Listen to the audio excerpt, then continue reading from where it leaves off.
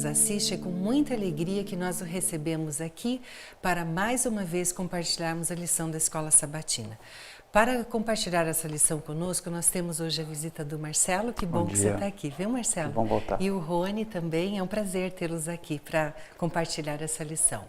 Lembrando que você pode acessar o site do mais.cpb.com.br. Eu vou repetir, mais.cpb.com.br ou pelo facebook.com/conexão número 7 Curitiba. facebook.com/conexão número 7 Curitiba. Vamos então iniciar o estudo dessa lição pedindo que Deus nos oriente e esteja conosco. Eu peço que o Marcelo faça uma oração para a gente, por favor. Querido Pai, nós te rogamos, Senhor, a tua presença. Pedimos que o teu Santo Espírito habite agora a nossa mente, o nosso coração, daqueles também que agora estão abrindo as suas Bíblias para estudar a lição dessa semana conosco. Nos abençoe, portanto, Senhor, em nome de Jesus. Amém. Amém, Senhor. Hoje nós vamos falar sobre um tema bem difícil, né? Que é o perdas. Acho que é um dos temas mais difíceis para o ser humano, são as perdas, né? De todos os ângulos. Eu queria pontuar aqui que o autor da lição, ele fala que quando Adão e Eva pecaram, a primeira coisa que eles perderam foi a inocência, né?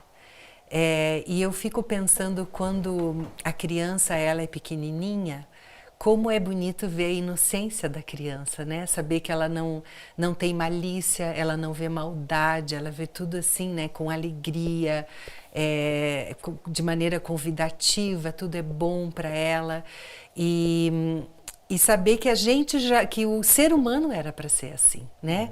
E quando eles perderam a inocência, o autor ele fala muito bem aqui. Ela foi substituída pelo egoísmo, o conflito, a culpa, o desejo de controlar e exercer supremacia sobre os outros, né?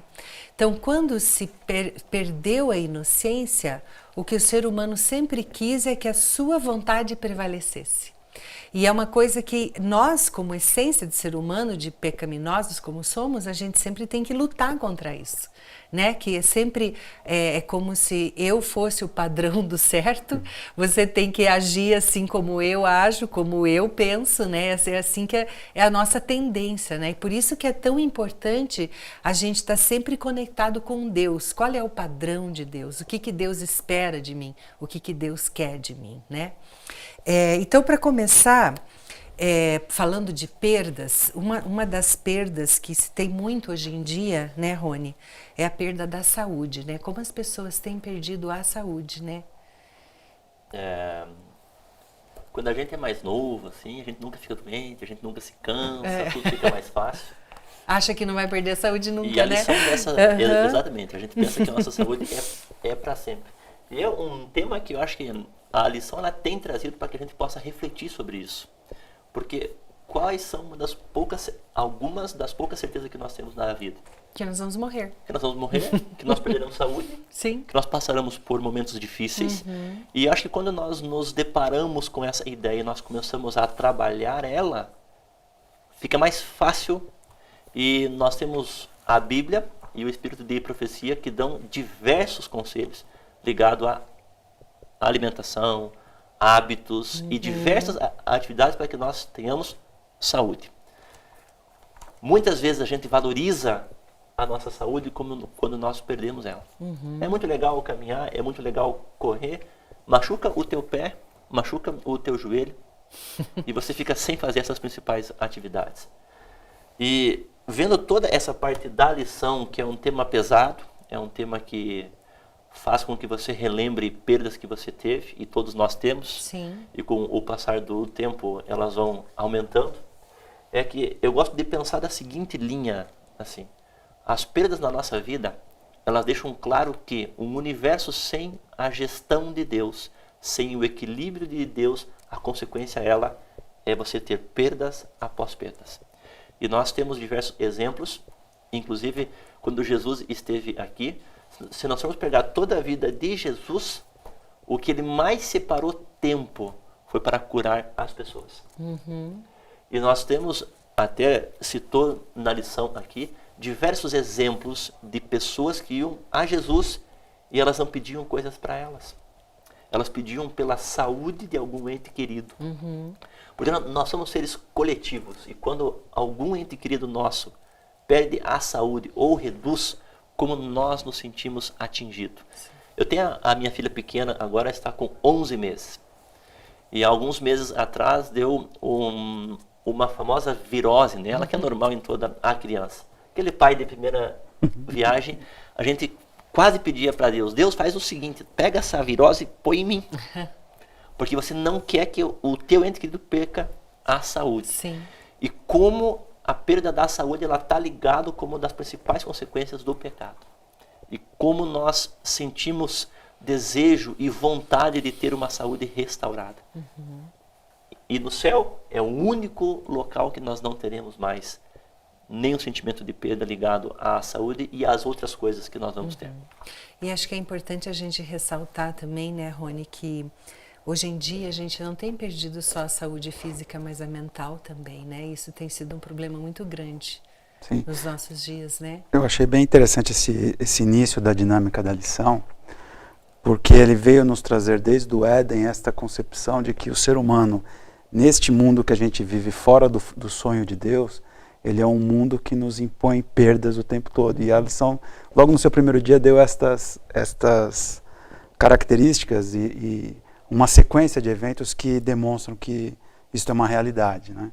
E quando fala de saúde, me chamou bastante atenção também o fato de que a Bíblia ela nos prepara, e eu imagino que o teor da lição desta semana é exatamente para isso.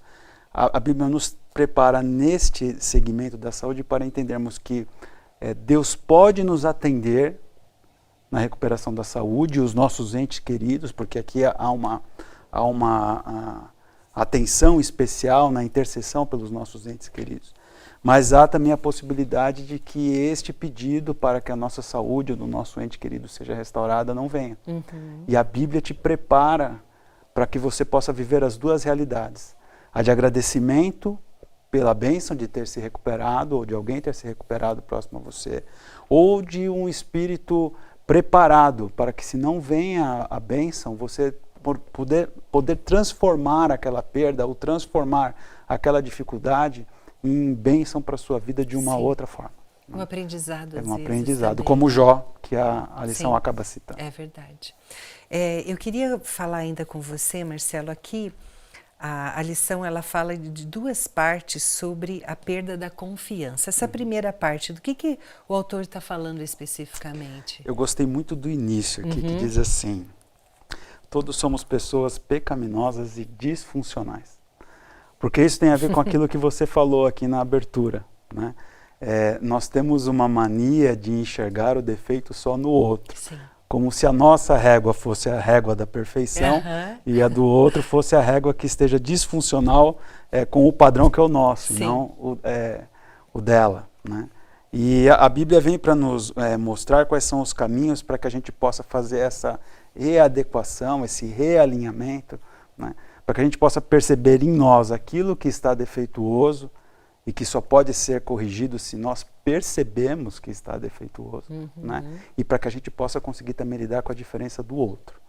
Naquilo que no outro me incomoda, e que às vezes nem é um defeito, mas me incomoda, como é que eu vou trabalhar do ponto de vista do reino, do ponto de vista da perspectiva divina, para que nós possamos viver dentro da harmonia que Deus esperava que os seus filhos vivessem, né? Então, quando fala aqui em perda de confiança, é algo natural da convivência humana, que os atritos venham e que a gente precisa aprender a lidar com esses atritos, porque os relacionamentos podem se romper ou não de acordo com a gravidade ou a intensidade desses atritos.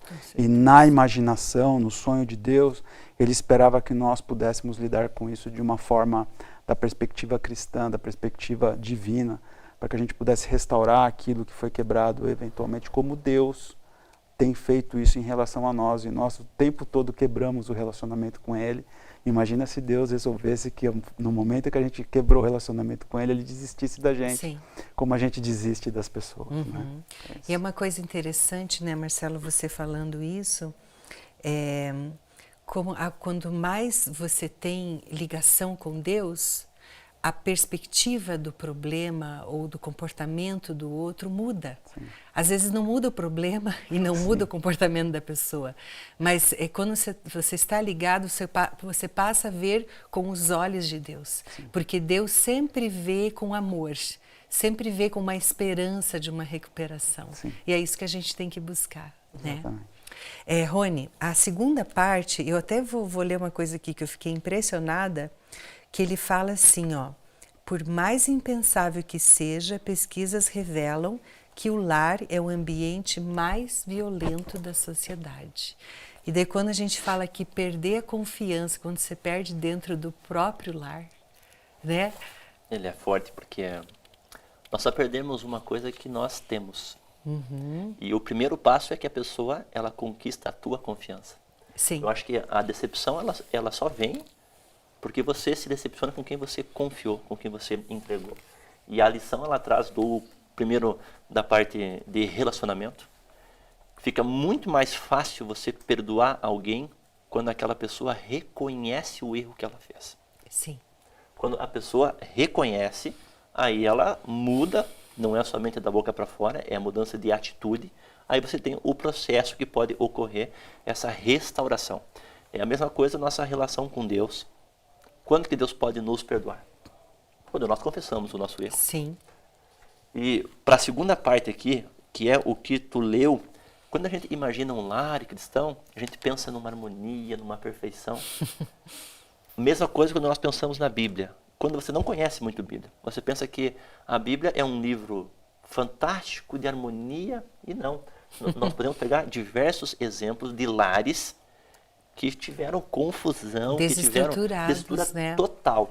Então, o que ocorre nessa perda de confiança, nessa segunda parte? Ele fala muito que é uma coisa que muitas vezes nós não falamos tanto, mas mesmo em lares que têm conhecimento, a prática ela não é coerente. Porque a gente pensa muito, quando você agride alguém, quando você dá um tapa em alguém, quando você levanta o tom de voz para alguém, você não deixa a pessoa expor o ponto de vista dela. Quando você causa nela um dano emocional, que a pessoa fica no canto dela, porque se ela abrir a boca, ela vai ouvir uma palavra de destruição, uma palavra de crítica. E o ponto principal aqui, você tem que buscar a esfera espiritual. Mas uma coisa que eu acho que é fantástico e que a igreja fez, que é Quebrando o Silêncio, que foi um programa fantástico. Se você está sofrendo alguma violência, se você está sofrendo alguma parte, procure ajuda. Procure ajuda espiritual, mas também procure ajuda legal. Porque a Bíblia ela nos orienta que nós devemos buscar especialista. Senão seria simples, eu fiquei doente, eu oro e Deus me cura. Não, a Bíblia não ensina assim. Ela ensina que Deus capacitou um médico, que Deus capacitou alguém que estudou para aquilo. Então, se você muitas vezes, mesmo sem querer, você tem uma atitude que você constrange a pessoa que vive contigo, que você oprime o teu filho, se você oprime a tua esposa ou o seu marido, tenha consciência e procure olhar para ela, porque às vezes a minha atitude pode parecer que não é ruim, mas se coloque no lugar da pessoa e procure pensar se aquela maneira, segundo como a pessoa gostaria de ser tratada, ela é boa ou não. E se não for boa, não tem problema nenhum em você buscar ajuda. Uhum. O que nós temos que ter é uma consciência que um lar cristão, o que muda de um lar que não é cristão, é a consciência de quanto nós somos falhos e de quanto nós, longe de Deus, podemos ser pessoas ruins que praticam o mal. Sim. Uhum. E é uma coisa interessante, né? Quando a gente vê, por exemplo, as estatísticas dos abusos sexuais, grande parte estão dentro de casa, né? Isso é assustador, né? De pessoas muito próximas, né? Às vezes até o pai, mas um tio, um primo. Os abusos de menores, seja de meninos ou de meninas, os estudos indicam que a maioria desses abusos começam no lar. Começam com pessoas que a gente confia, começam com primos, começam com tios, às vezes com pai. É uma coisa que foge, nos solapa de uma forma tão violenta que a gente num raio de normalidade, a gente não consegue nem imaginar isso. Não consegue imaginar. Isso só parece que se torna palpável para a gente quando acontece com alguém perto, aí você fala assim, puxa, isso existe mesmo. Sim. Porque senão parece uma ficção, porque você não consegue imaginar um tio abusando de um sobrinho, um primo abusando de uma prima, você não consegue imaginar. Não consegue imaginar. E a Bíblia traz, né? A gente viu aqui o exemplo de Tamar, né? Sim. Um meio-irmão, né? A gente vê o exemplo de José, os irmãos, a gente vê a casa aqui sacrificando o filho, né? Como é que a gente consegue pensar num pai que sacrifica o filho? Né? Na realidade, é como o Rony falou, né? Que ponto o ser humano chega quando ele está afastado de Exatamente. Deus? Né? Que ponto ele chega? Marcelo, o próximo passo que ele fala aqui, ele fala sobre a perda da liberdade. Quando a gente olha aqui, parece que as pessoas que estão na prisão, mas não é isso que ele quer dizer, né? Ele está falando que a gente só, na realidade, tem a liberdade quando a gente está nos caminhos de Deus, né? Interessante porque quando eu li o título deste dia aqui, eu lembrei de barras, né? Sim. Lembrei de cadeia, né? E aí a lição ali vem nos trazer essa tônica da liberdade ligada ao vício. E achei bem legal que ela fez uma dualidade aqui entre vício e pecado, dizendo que não são a mesma coisa, né? Então assim, mas a gente precisa imaginar o seguinte, né? Talvez nem todo um pecado que você comete seja um vício. Talvez seja apenas pontual. Mas muito provavelmente, obviamente não dá para passar uma régua aqui, mas muito provavelmente quase todo vício que você tenha vai ser um pecado, vai se caracterizar como um pecado, né? Aí ele diz aqui assim, ó, o vício é um problema para todos, não apenas para o viciado. Achei muito legal a lição trazer essa perspectiva, assim como eu já tinha sublinhado no dia anterior, de que isso é uma coisa que afeta a todos. Porque a gente tem esta mania também de pensar em relação a isso, de que eu não sou viciado, não tenho vício nenhum, né? Aí a lição até marcou aqui várias coisas. Drogas, álcool, fumo, jogos de azar, pornografia. Aí você fala assim, nossa, isso aqui tá tudo fora para mim, né? Drogas, álcool, isso não... pornografia, sexo. Aí vem aqui o último item, é comida. E poderia dar outros exemplos. Sim. Porque nós somos seres de hábitos, e às vezes de hábitos ruins, né? Eu nunca vou esquecer o pastor Fernando, quando ainda estava aqui na Igreja Central, né? Em certo sermão ele falou assim, ele estava falando sobre hábitos mesmo, e ele diz assim, e a paçoquinha? Eu lembro direitinho dele falando disso. E a paçoquinha? Porque era o ponto fraco dele, que ele estava revelando ali naquele contexto da direção que ele estava tomando no sermão dele. Porque nós somos assim. As coisas mais simples nos dominam, né? E essas coisas mais simples que nos dominam são aquelas raposinhas de Salomão que começam devagarinho, talvez de uma forma insignificante, que é um pequeno desvio aqui, mas que vai abrindo, e lá na frente a gente vai ver o quanto a gente está fora do padrão, o quanto a gente está fora do ideal, e talvez o quanto a gente está longe de Deus. Né? E talvez também... E desculpa, só para terminar, e o quanto a gente está preso, e o quanto a gente perdeu a nossa liberdade. E eu acho que sim, tudo aquilo que foge do equilíbrio, né? Tudo aquilo que é em excesso. Sim. Eu acredito assim, ó, que até, por exemplo, o hábito de uma pessoa vir na igreja o tempo todo e abandonar a família, isso também é errado, né? Porque não é o equilíbrio. Não. Então, tudo aquilo que você faz em excesso demais, E né? em relação a esta palavrinha equilíbrio, né? Um cuidado. Se você ler a sua Bíblia de Gênesis a Apocalipse, você vai perceber que só houve um personagem bíblico que era equilibrado. Que é Jesus. Né? Jesus. Sim. Então, nós somos seres naturalmente desequilibrados. Eu não estou dizendo com isso que nós não devemos buscar este objetivo da temperança em todas as coisas. Mas a gente tem que entender que a temperança, ela é um dom de Deus. Sim. E, portanto, é Ele que o concede, portanto, é nele que nós devemos buscar. Porque, mais uma vez, se a gente trouxer para nós mesmos a perspectiva de eu sou equilibrado, então eu não preciso de Jesus. Sim. Porque sou eu que resolvo e não ele. Sim. Né? Rony, eu queria, aqui acho que propositadamente o autor falou sobre uma das piores perdas que a gente tem na vida, né? que é a perda de um ente querido, né? E eu muito recentemente passei pela perda da minha mãe e só realmente quem passa sabe como é difícil, né? E aqui uma coisa muito bonita que está em 1 Coríntios 15, 26, que ele fala da morte como o último inimigo a ser vencido. Como é difícil nós lidarmos com a morte, e nós lidamos com a morte todo dia, e parece que é uma coisa, você abre um jornal, você assiste um telejornal, você abre um site, qualquer coisa, tem lá mortes, mortes, mortes, e estatística de morte, e parece uma coisa distante. Mas quando um ente querido teu morre, quando você perde um ente querido teu, você se depara e parece que tu entende que a consequência, que o salário do pecado é a morte. E a lição citou um exemplo que eu acho fantástico. O próprio Deus, ele presenciou o seu filho sendo morto. Ele sabe o sentimento que você tem. Ele sabe o sentimento que eu tenho. Recentemente a gente perdeu o nosso nono, o nosso avô, e ele era um referencial para a família muito grande, e ele trazia um equilíbrio familiar muito grande. Não foi perfeito, não tornou-se santo porque morreu. Mas ali ficou um exemplo muito forte de como nós nos deparamos com a morte.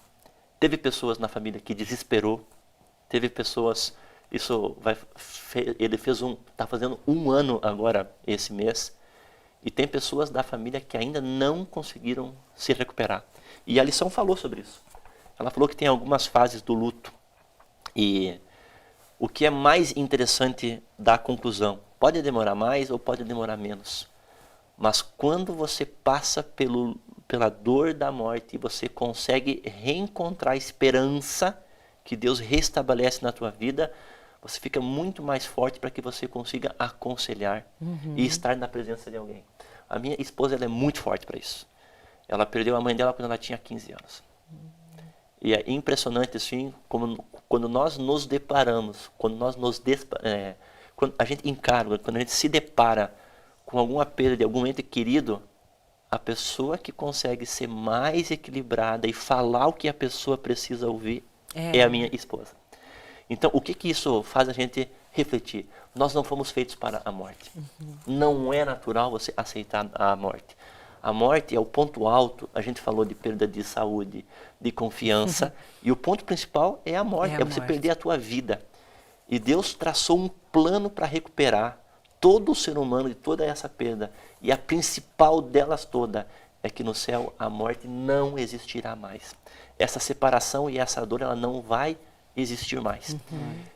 E nós temos essa esperança que o nosso Deus se fez homem e morreu por nós, com o principal intuito de acabar, de retirar o salário do pecado que era a morte, porque Ele pagou por isso. Amém. Amém. Marcelo, por que você acha que o salmista fala que Deus se alegra, né, na morte do justo? Eu tenho uma impressão muito forte na perspectiva bíblica. A gente vive num mundo onde as pessoas esperam sinais. Sim. Né? As religiões populares hoje, elas trouxeram este elemento muito, muito forte, muito caracterizado, de que os sinais é que revelam a presença de Deus. Né? Então as pessoas procuram um milagre, procuram um milagre, procuram um milagre. Mas o maior de todos os milagres não é o que Deus consegue fazer na nossa vida do dia a dia. Curar de uma doença, resolver uma situação difícil, sei lá, um estilo de vida diferente, uma empresa próspera. Este não é o sonho de Deus para os seus filhos, esse é o bônus, que pode acontecer ou não, porque nós vivemos num mundo de pecado. O maior objetivo de Deus para mim e para você é salvação. Sim. Salvação. Então, se Ele conseguiu com o Espírito dele impressionar o seu livre-arbítrio o suficiente para que você aceitasse a salvação em Cristo Jesus, o papel dele está E se você completo, morreu, você está selado, e ele está né? feliz. Sim. Porque ele está olhando mais na frente. A gente olha para as coisas do agora, para o boleto que tem que pagar, para a doença, né? Minha mãe está internada em São Paulo lá hoje, né? Então a gente tá com estas coisas na nossa cabeça, mas Deus está olhando mais lá na frente, está pensando assim, o Marcelo está comigo? Não importa o que vai acontecer com o Marcelo, porque ele está salvo. A mãe do Marcelo, a Vera, está comigo? Tá. Ela está numa situação agora que não é da melhor possível? Tá. Não importa. O que importa é que ela acredita em mim e ela vai para o meu reino eterno.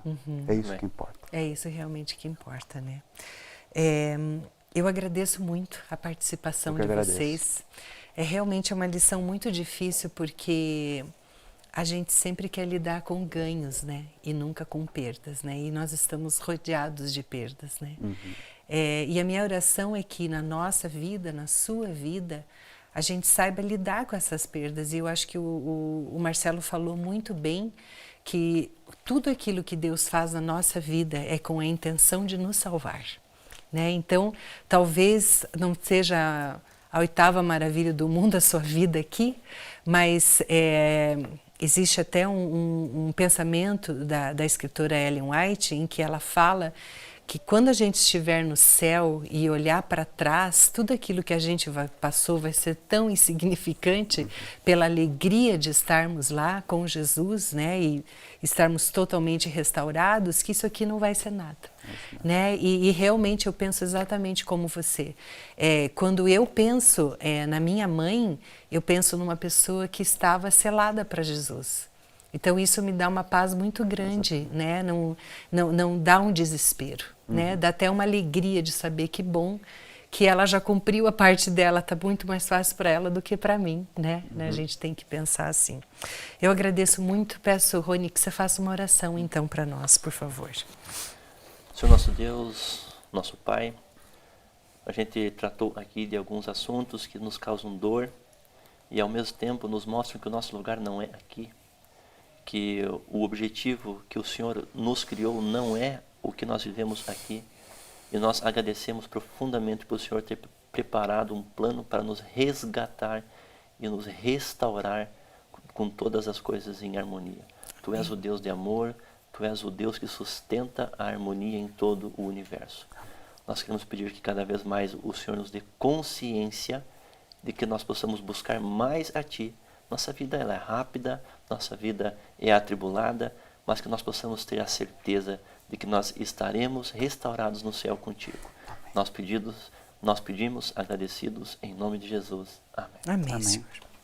Muito obrigado pela tua companhia no estudo dessa lição. Gostaríamos apenas de relembrá-lo que você pode também acessar os nossos cultos ao vivo, todos os sábados pela manhã a partir das 10 horas e também aos domingos e quartas-feiras a partir das 19h30. Tenha um dia muito feliz e abençoado. Fica com Deus.